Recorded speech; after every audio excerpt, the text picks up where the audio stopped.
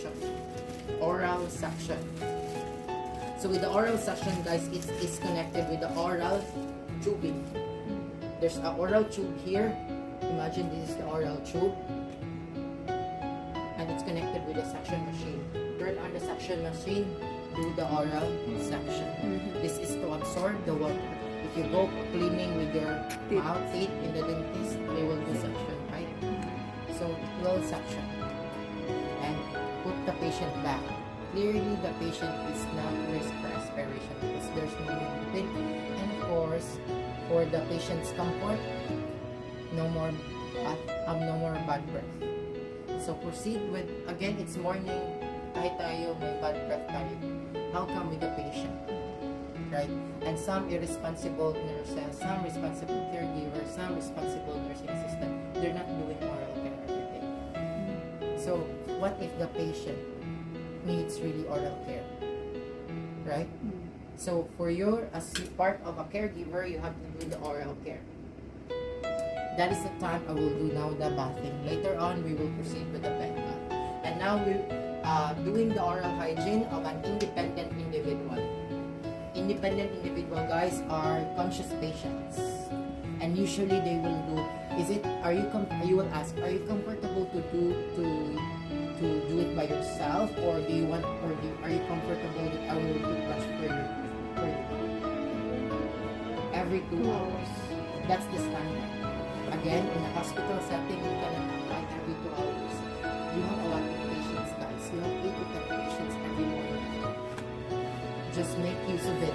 While doing the bathing, your partner can do the oral hygiene, you will do the other. Teamwork. You cannot do every 2 hours. Why? Because you have to prepare for the vital signs. You have to clean the room. You have to help the patient shampoo. You have to everything, guys. As a caregiver, you have to do bedside. You have to prepare the medicine. Again, there's a patient that, again, another patient, you're also doing the same way as the other patient, doing bed bath. How would you be able to do after 2 hours? And every 2 hours, you have to do positioning, turning the patients to prevent bed sores, right? So that's the standard every 2 hours. For me, I am doing it every time I have my patient bath, every morning. So in my allocation, usually in the hospital, I have 8 to 10, but not all 8 to 10 are morning bath. It will be divided into 4, maybe 5 is night bath. So 3 is morning bath. So 3 morning bath, 3 oral care. So 4 times period. 5. 5 times. I mean, no, how many times? For me, I do it Ideally, once. Ideally every 2 hours, but for me, I'm doing it once. And I'm not also doing it all the time, every bathing. Because some patients are refusing. And then some also are on the treatment. I will not take risk the patient to let him do for how many minutes. What if the patient is having IV? What if the patient is having blood transfusion? Depends. So are you able to take the minor basic caregiving care while waiting for the blood while the patient is in treatment? So do not take risk your patient. That's why you do multitask. Assess the patients first. If he's able to do the oral care, if you are confident to do the oral care alone, then do it. So in my case, again, I will choose my patients. Is this morning bath? If this morning bath, then if I'm free later on in the middle of after my break, I'll do oral care right away. Stroke patients, I'll do it oral care. And then, if I forgot while doing bath, I will make sure every day because it's in the charting, guys. You have to make it part of your charting. So oral care, bed bath, feeding, chuba, vital signs. We're done. Yeah. Because the doctor and your nursing manager, your AMO, or any superior will check. Of course, guys, I know that the patient is not just the main reason why the patient is very sick, guys. He's very sick already. Why are you putting more patient in danger? Oral care, it's very basic. So basically, guys, a part of caregiver, you have to do it for the patient. So what if you're not doing, again, patients are in stroke, it will take them 2 to 4 years to have their treatment, to recover them. What if 2 to 4 years, no oral care?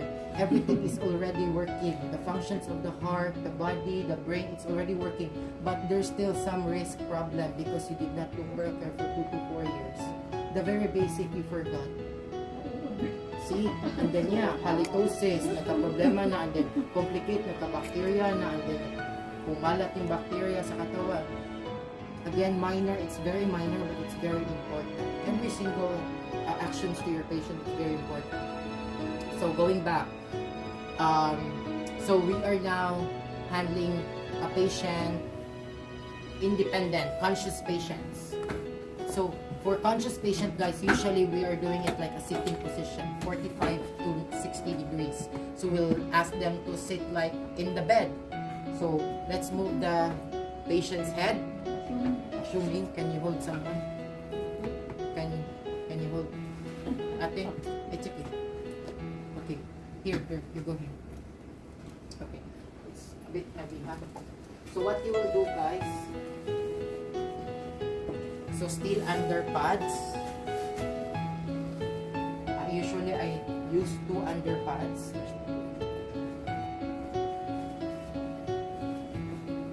From that side and to that side. Because what I'm doing, guys, I will do it before bath. At least I cannot forget. What if there's an emergency? And then there's help, there's an emergency. At least I'm done. And then the patient is not soaked in wet. That's why I have underpads. So at least I can remove, I can put him in the bed. Later on we will do the bed bath. At least I already done the oral care. Okay? So this is the time now you apply water, toothbrush, toothpaste. Can you toothbrush alone or no? No. Ask. Yeah, ask. Guys, ask. Ask in a proper way. Hello, ma'am, sir. Are you confident enough for you to clean yourself? Toothbrush by yourself, or do you want me to do it? You're not feeling awkward like that? If na siya, I will do. Okay. Just assist the patient. Then get the kidney basin. Of course, you don't want him to stand, just to spit in the sink. Use. Then give him the brush. Then while waiting. Okay. Alright. So it's 45 to 60 degrees. This is to prevent aspiration still. Okay. So ask the patient, do you want to take bath now or yes? And the patient, no. Yes. Later, maybe after 1 hour. So at least you have the time to assist other patients and other daily routine. Is it easy? No. Naisipan yun na bakit kayo pumasok sa nursing. So it's not just like giving medicine, it's not just like taking care of patient, but there's a proper way. Okay.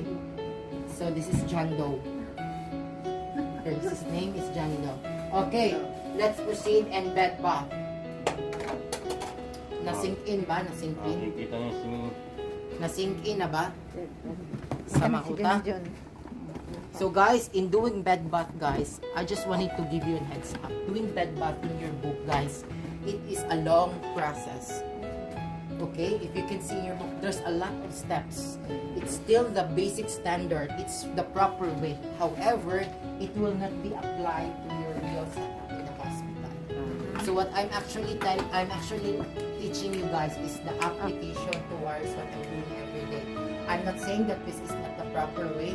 I am doing the proper way, but this is the easiest form way for me to be able and confident. Because guys, you have to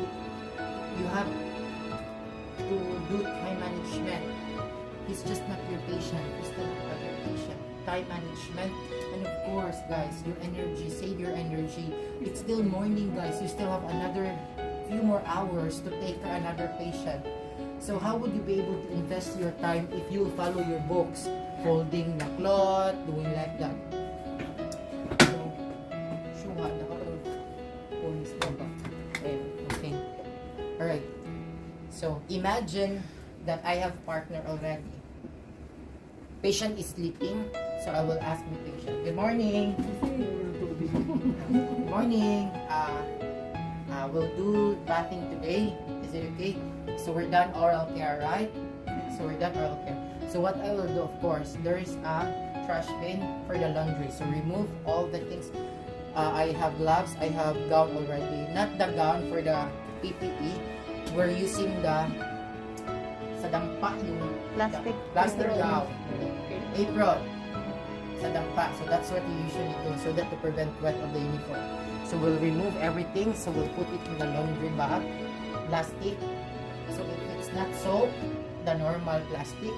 So it's soap with water, urine, and all. It's another plastic. It's the red plastic.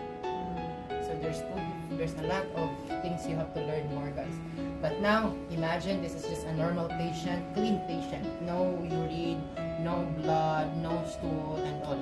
So clean, waking up patient. So put in the laundry.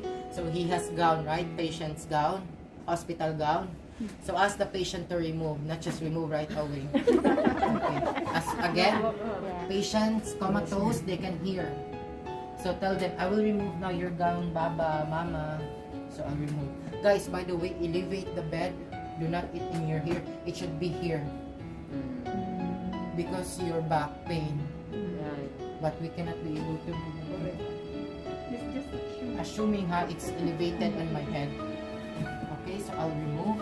In your book, guys, there is somehow like do here first, cover here, and like that. Don't know. For me, I'm doing it. So I'm removing, I'm exposing all. Imagine that the patient has diaper already.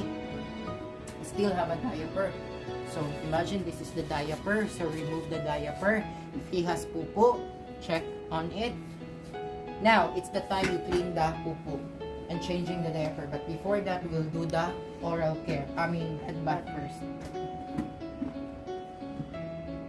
Alright, so we'll do bed bath, guys. You need to have a lot of underpads. This is underpads. This can absorb a lot of water. Okay? So what I usually do, I will prepare a lot of underpads. I have student actually a while ago. He said to me, okay sir, we're doing the bath of the patient. Are we going to wash this flat sheet and blanket? Why are you doing that one? You are nurse, no? You're not housekeeper. You're not laundry department. So because you need to do all to know. It's more than. It's up to you. But for me, I will not do it. No, of course. So I'll prepare a lot of like this. What I will usually do, guys. So the patient, you cannot move him up. You cannot pull him. You cannot. Hindi mo maalsa siya, right? So what you will do, you do like this.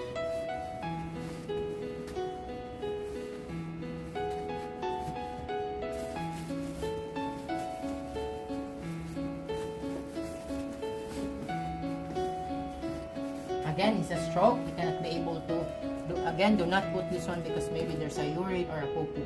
Imagine that there's none. So you can still use this underpad. Okay?